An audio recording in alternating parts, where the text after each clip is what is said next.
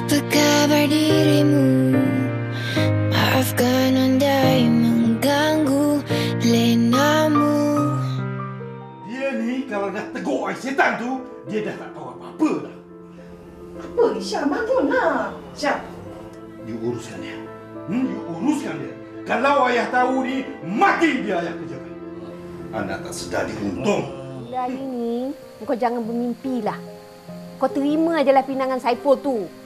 Sebab keluarga Hisham nak jodohkan dia dengan anak Tan Sri. Kita ni ada apa? Tak ada apa pun. Anis, Saiful dah cakap dengan Mak. Dia akan jaga kamu elok-elok. Dia tak kisah tunggu berapa lama pun. Asalkan kamu terima dia. Anis masih belajar, Mak. Mak tak kira lah kau nak belajar-belajarlah. Bukan mengganggu pun. Ini cuma mengikat aja. Besok sampai masa, kau nikah je lah. Jadi kalau dah nak memilih calon isteri, biar orang kata keturunan yang baik-baik. Budak ni, anak kawan baik Papa dan Mama Syam. Ha? Atuk dah tengok budak tu. Boleh tahan? Bolehlah.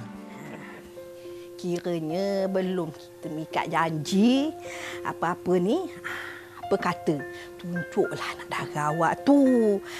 Mak ayah si Saiful ni naklah menengok bakal menantunya.